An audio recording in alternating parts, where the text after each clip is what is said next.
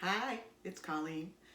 I decided today I'm going to make meatballs because we're having a Picard viewing at our house tonight, and I promised my family meatballs.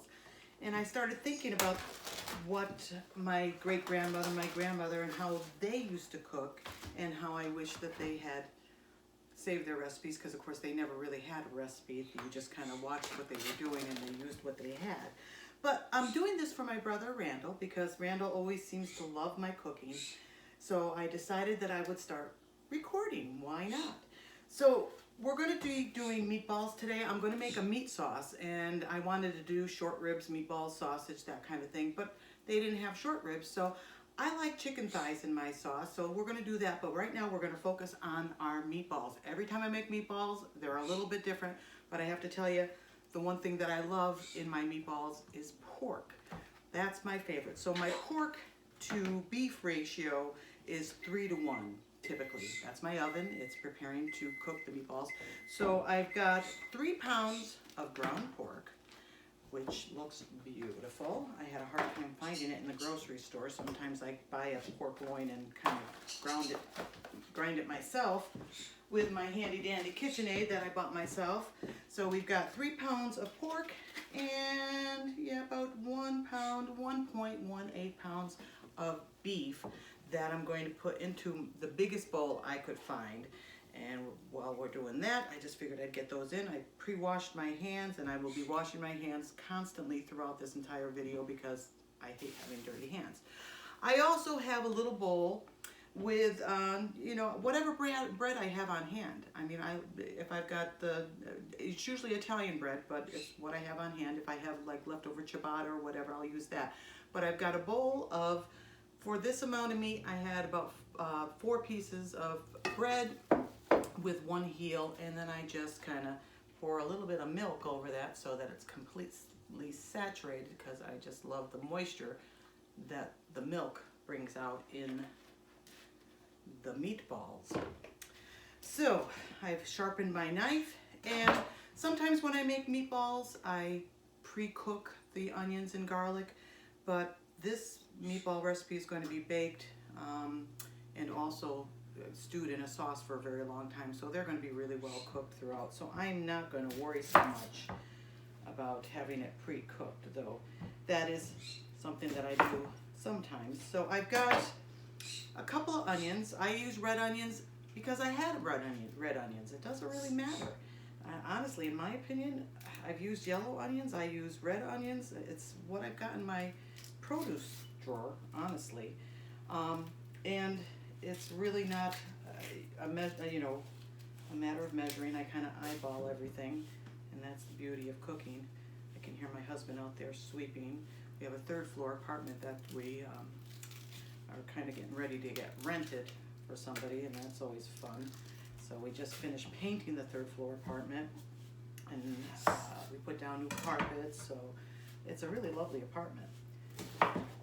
But so far we've had, when we moved in here, we had a tenant up there who was older, and she went into assisted living, and then my nephew lived here for a while, and then my daughter's boyfriend lived here. So now we've got to get it ready for somebody to rent, somebody that's willing to, pay rent, which is always good.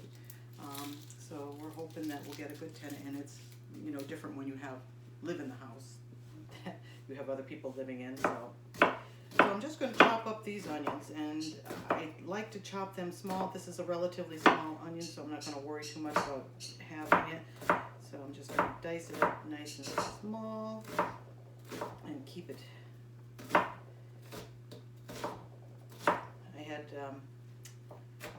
I used to always have knifing accidents, so my last really tragic one, because I didn't know how to cut.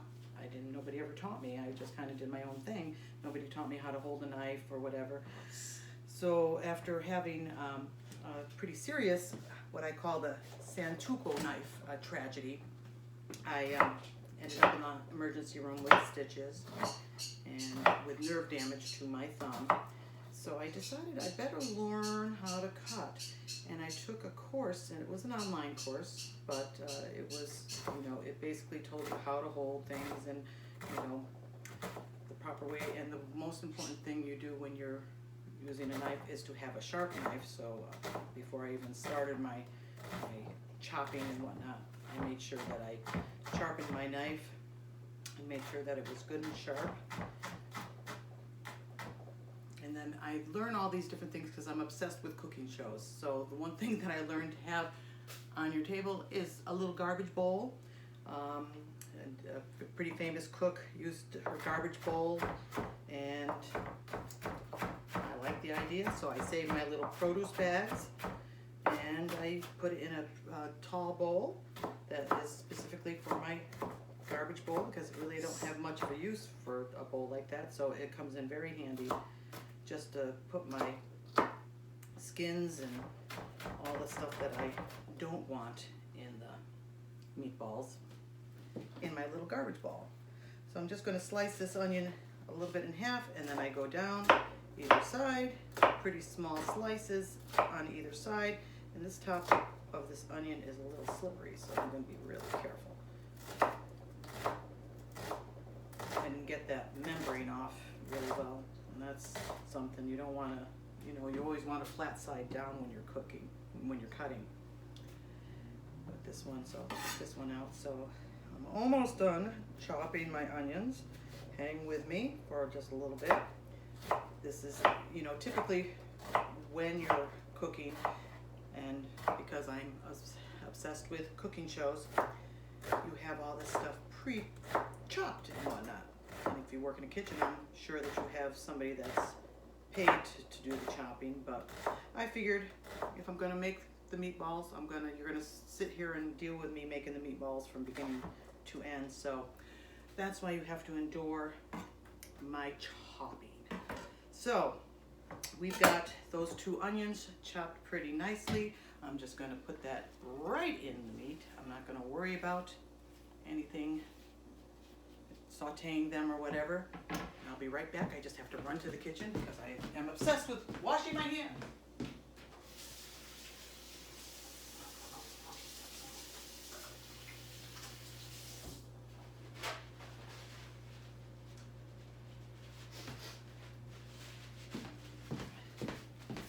I go through probably a roll of paper towels when I cook, because I wash my hands and then I dry my hands with the paper towels.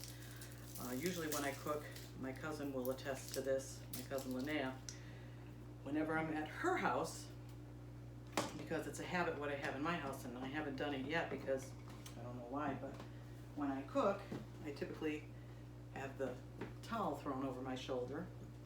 This is a pretty big piece of garlic. I mean, I don't know, it came off of this is probably equivalent to maybe 3 cloves of garlic, so I think I'm just going to use that one for this. This is huge, and this is not elephant garlic. I'm not particularly fond of elephant garlic because I don't know, I just like the little cloves. They seem to have a milder flavor. I don't know, I could be wrong, but that's huge. That's a huge piece of garlic. My gosh. So I'm just gonna chop that up. Finally, I can't really smash it really well because it's too big to really smash, so I'm gonna have to slice it. So I'm gonna slice it down. And that's gonna be plenty of garlic for our meatballs. I mean, our meatballs are gonna be flavored with the sauce because they are going to go and cook in the sauce. Because like I said, I am making a meat sauce, and I will show you the sauce as well. I'm not that proficient of a slicer where I can look away from my fingers whilst cutting. And well, you can come in if you want. I'm recording. It's my husband. Hello. Say hello. He gets the benefit from my cooking and my meatballs, and he tolerates me doing weird things like this. So. Nope, he's going by. Don't look. Don't look. Don't look. Now, if that is not an Italian husband, I don't know what is. So if I don't know how to make meatballs, I failed as an Italian wife. I like to do the garlic as fine as possible in my meatballs, because you don't, again, I mean, I've heard many of my TV chefs say you don't want to bite into a big old hunk of garlic, so I couldn't smash it to get it really well, so I'm going to have to chop, chop, chop, chop, chop, chop, chop, chop, chop, chop, chop, chop, chop, chop, chop, and chop some more. So I'm chopping the heck out of this garlic to get it nice and fine. And just a little plug, I am one of the things that I have all over my kitchen, and all my friends will tell you that I love Pampered Chef, and I have the lovely Pampered Chef knife right here, and it's the chef's knife. I love it. I have gone through a number of different knives in my cooking. I don't know what you would call it, but this one is pretty nice, and stays pretty sharp, but like I said, every single time I use a knife, I sharpen it some more, and chop it some more. This is quite a bit of garlic, but I've got quite a bit of meat there, so I think this will be sufficient. Let's get it nice and nice and nice and nice and fine. Keep chopping, keep chopping, keep chopping. If you see any big bits, chop it some more. All right, so that's your garlic. And again, right into the meat. Now the one thing that I did too when I washed my hands whenever I make meatballs is I take off my rings, because I like to get in there with my hands, because it doesn't make any sense. That's where you get it mixed, and if you overmix your meat, then you know it gets tough. So I'm gonna leave you again for a little, because I go into the pantry. It's not really the kitchen. This is my kitchen. It's an old 3-family house, so I have a nice little pantry over there with my sink. But when I cook, I get a lot of steps in going back and forth to the sink, so I'll be right back.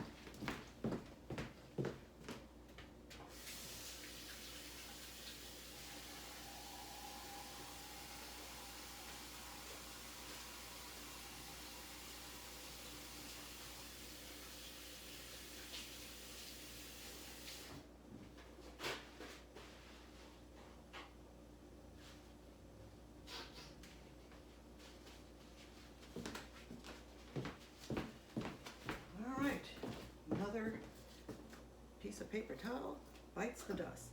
So in between all my chopping and whatnot, I just try to keep everything as clean as possible.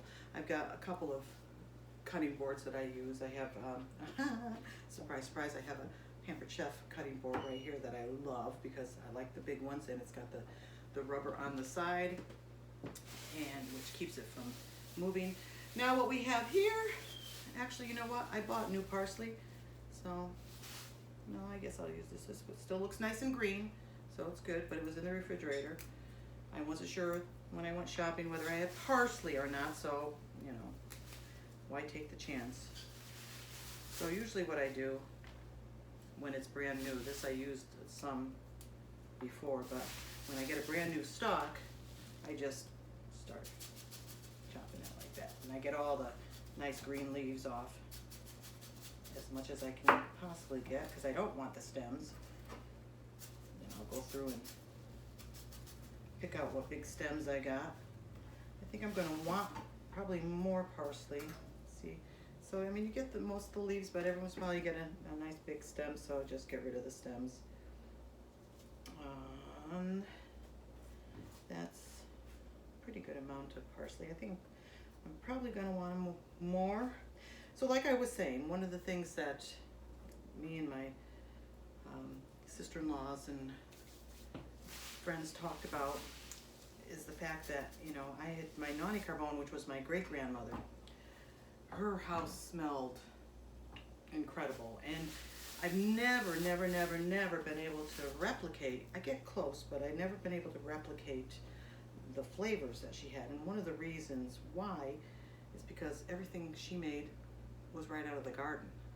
Everything that she did was, she grew it. And I don't have that. I'm not a gardener. I wish I had that skill, but I do not. I kill plants. That's why you will not see a plant in this house, because I don't know. I don't have that talent. My grandmother did as well. She had an incredible green thumb. I'm just gonna rinse this real quick because I just took it out of the bag, and I'm gonna save my produce bags for my garbage bowls. So that's gonna go on the other counter.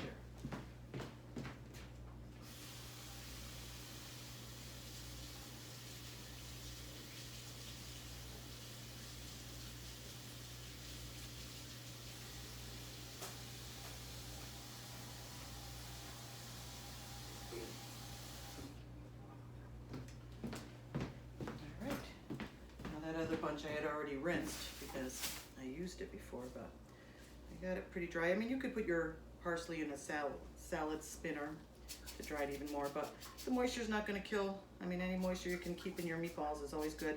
I did want to say that with the ground beef, I usually use a higher fat ground beef, and that's because with that comes flavor. So I don't get the 90%, 95%. No.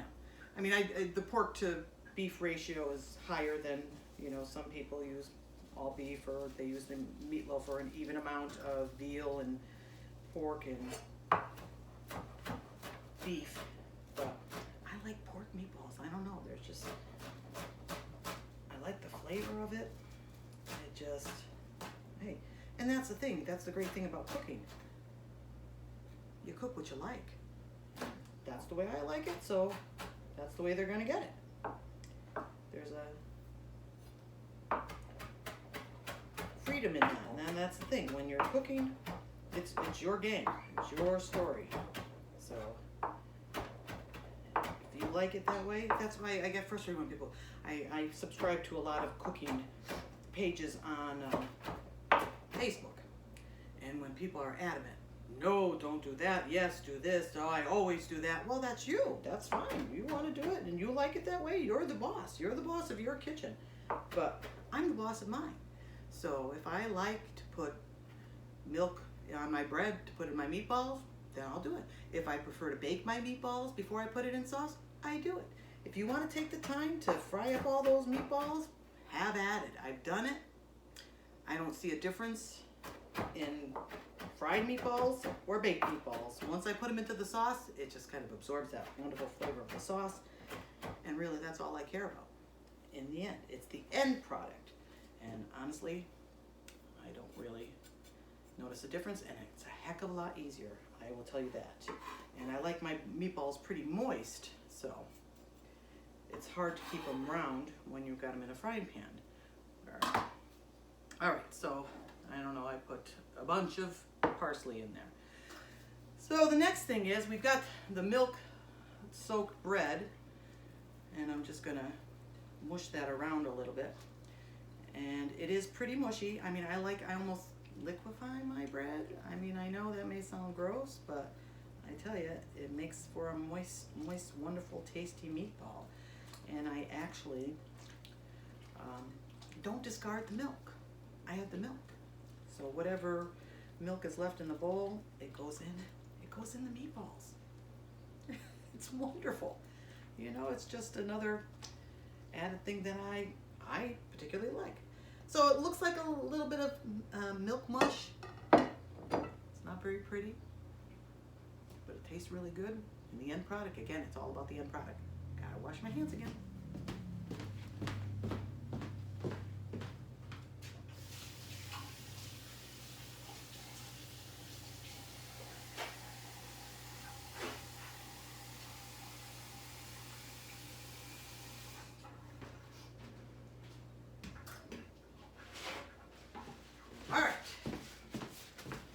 Hands are washed, parsley's in, whatever little parsley's left. All right, now this is very important. The one thing that I hear every TV chef say, one of the things they say about home chefs, we don't season enough, we don't use enough salt. So I probably have been guilty of over salting, but I won't this time. That's a lot of meat, so a little bit of salt, and I use kosher salt, whatever. That's a great thing about having an apron. I got this apron on Arthur Avenue. I went on a trip with a group of friends. We did a trip to Meatballs, and we went to Arthur Avenue and we did some shopping in all the shops. We came home with, I got all kinds of stuff. We came home with bread, we came home with cheese, we came home with raviolis. We went into the sausage store. I wish I could remember the name of the store, but it had sausage hanging from the ceiling, and it was amazing. I got like 12-year-old aged Parmesan Reggiano cheese, because I love Parmesan Reggiano, and I'm using a lot of pepper, yes, I know, but it's a lot of meat, so you're going to want to season it really, really, really well. All right, so now we've got 3 pounds pork, 1 pound of beef. So my rule of thumb is an egg for each pound. It's not hard and fast, but it's what I'm thinking works for meatballs. So just crack your eggs, put the shells in the garbage bowl.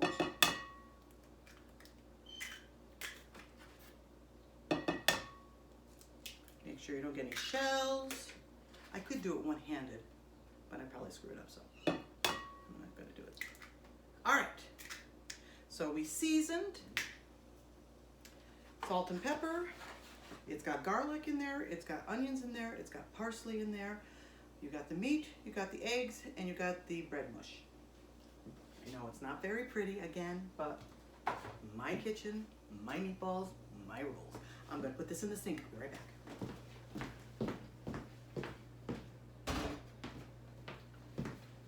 All right, here's the fun part. So now I got this bowl of meat, and I washed my hands several times so they're clean. So I'm just gonna dive in, okay? No rings. Remember to take off your rings and get in there and try to not work it too much. Just try to incorporate all the bread and the eggs. I turn up from the bottom, and then I squeeze with my fingers, turn up from the bottom.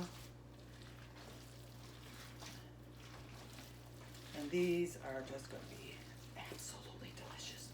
And I made this much. I mean, I typically don't make this many meatballs, but I wanted to freeze some and have some in the freezer, because every once in a while I just crave a meatball. Oh, you know what I forgot? Oh, this is a key ingredient and I forgot it. Oh my goodness. So it's not too late. It's not too late. So that's the thing. All right. I'm going to wash my hands, and I should have done this sooner, but you're in my kitchen, you're cooking with me, so you're going to have to deal with the mistakes. So I'll be right back after I wash my hands.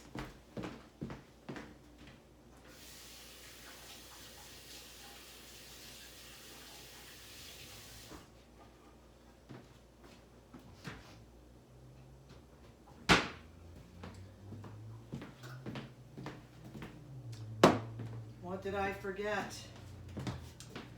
My Parmigiano Reggiano cheese. That, to me, because I love Parmigiano Reggiano, is a sin.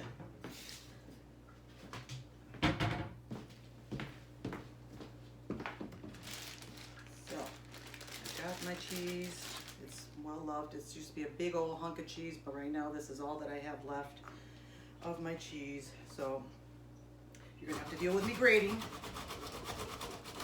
As I said, typically I would probably have had this pre-done, because once I'm ready to scoop meatballs, I want to scoop the meatballs. Get a little bit of a workout.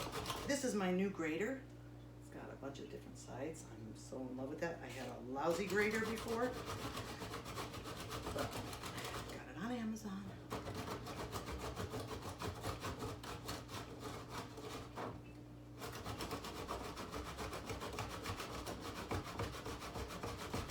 Oh, it smells so good. Oh, there's nothing like that smell. And that's one of the smells that I remember in my Nonni Carbone's house. I I remember my Nonni Carbone, I always had this wonderful cheese, and my Nonni used to make homemade pasta. I have never made homemade pasta. Maybe I'll try that. Maybe I'll try it first before I record it, but sometimes it's fun to watch somebody screw up. So, getting almost down to the rind, and of course, I saved the cheese rinds. Why? Soup.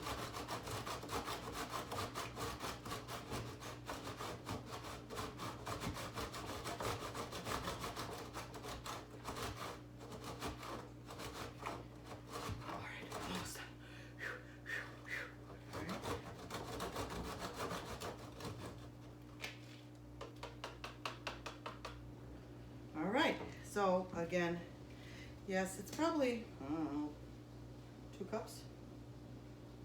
Probably about 2 cups of grated cheese. Oh, it smells so good. All right, so I'm just gonna put that on top of my, and I use a paper plate, grate it on a paper plate, so easy. And let's get back to mixing these up. All right, let's get that cheese incorporated. Typically, the cheese would have already been in there, but this is how I cook. I screw up, you go back, you fix it. On top, don't want to work it too much, so I want to get it incorporated, but I don't want to, oh no, overwork the meat.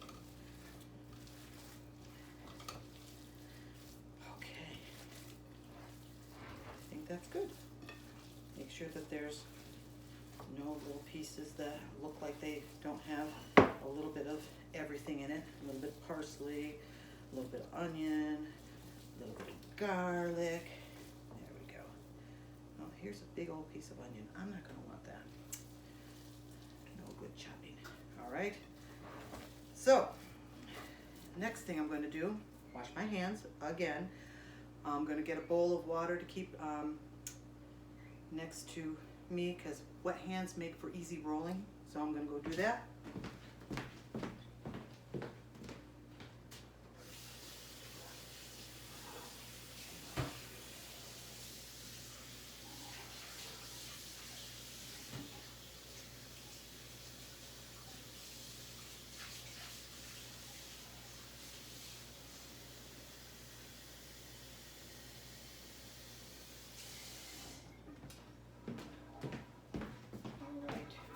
The garbage bowl out of the way.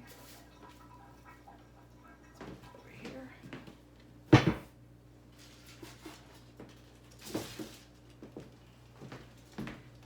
I have my baking pans. All right, let's just plastic for the cheese. Let's get the grater out of the way. I'm going to want that next. So,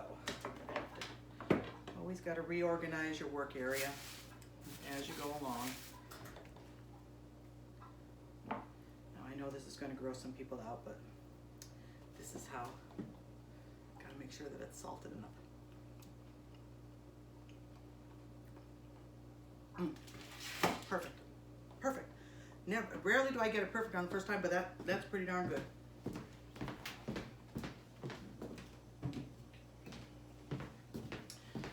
So I have my little bowl of water. And I probably should, you know, you don't necessarily need it, but I take any chances because it's going to be, these meatballs are going to be pretty juicy, but I'm going to spray the foil anyway. And yes, I use foil on my baking dish. I never used to, but now my baking dishes look, and these are Pampered Chef baking cookie sheets. Very durable. I've had these for many, many years, but through much use and whatnot, they're well loved. So, all right, ice cream scoop, just to get a little bit of a consistency and size. I mean, you don't want probably 1.5 because I like decent sized meatballs. Who wants a small meatball?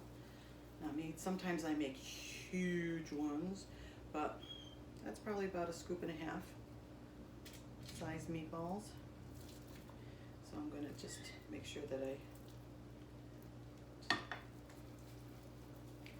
and this is the monotonous part of making meatballs, but the beauty of baking them is that you don't then have to take all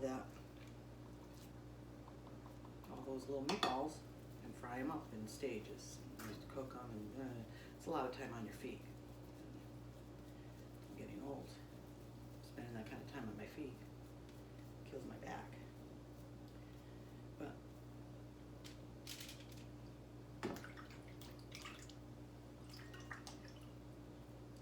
a little bit of water on your hands. You can really, you get a feel for when you're rolling them, whether they're consistent in size, but you don't have to over roll. They'll pretty much keep their shape in the baking dish, which is great.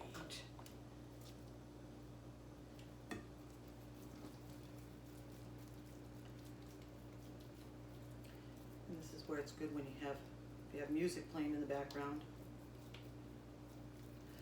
You can bop to the music while you're rolling your meatballs.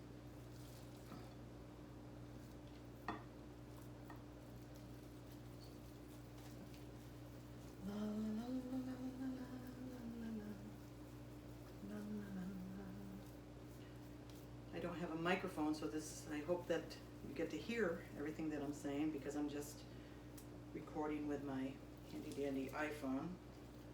But as I was saying, if my Nonni Carbone, if we had this technology back in the day, I would have loved to have recorded my Nonni Carbone and my Nonni Fargo. My Nonni Fargo, she was the master of the pressure cooker. There's nothing that I don't think I ever ate anything that she made that was bad. Her house wasn't that clean, but boy, was she a good cook. My Nonni Carbone, because she had 4 kids who had a slew of kids, who then had a slew of kids. So my mother had 4 of us, and every Christmas Eve, the family would descend upon my Nonni Carbone's house, and she would make a nut sauce. And I have to tell you, I've looked all over the place for anything remotely similar to this, and essentially it's hazelnuts, walnuts, 2-to-1 ratio, 2 hazelnuts to 1 walnut, anchovies, olive oil, and olives. And she would, back in the day, she'd have to crack all those hazelnuts by hand, so it was a real labor of love. But we would go down there on Christmas Eve, and she would have the smelts, and she would have this nut sauce that years later, I mean, when I was a kid, and, a teenager, I think, I was in my early 20s when I think she passed away. No, I wasn't. It was after I was married. But me and my sister-in-law tried to replicate it one year because nobody wrote down this recipe. Well, we had it written down because she'd say, this is how much I used for my family. Well, I mean, she served probably 60 people in that night, so of course we're not serving 60 people, but we used to make enough for 60 people because that's how Nonni Carbone remembered her recipe.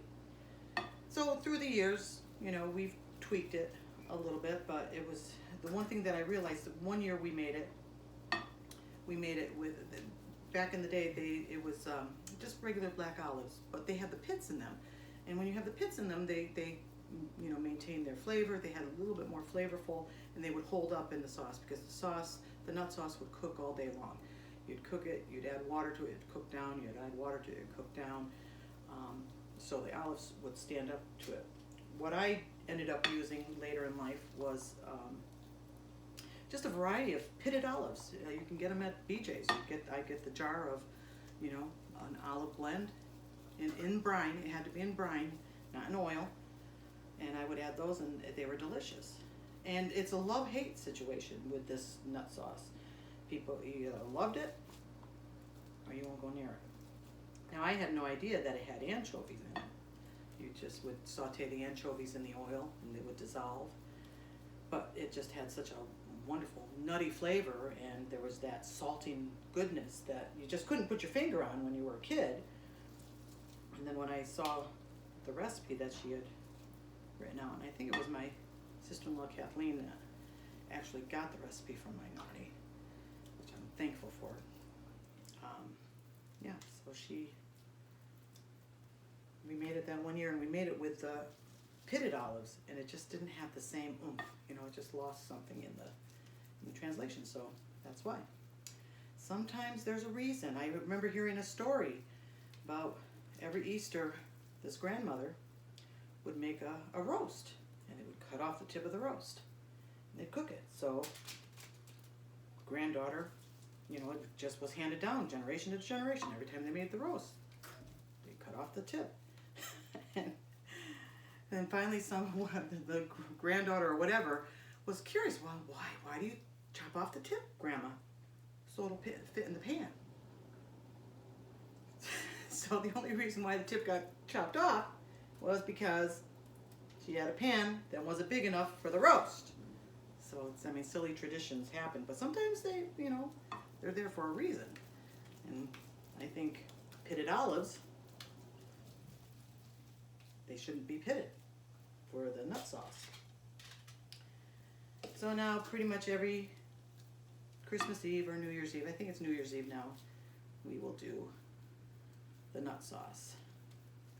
It's just gotten to be a tradition. All right, so we've got our first pan of meatballs. And there they are. So I've got the oven at 350. It's preheated. I have a convection oven, so I leave it on convection. And then I'm going to throw these babies in, and then I'm going to finish rolling the rest of the bowl of meatballs. You don't need to watch me to do that. So I will do that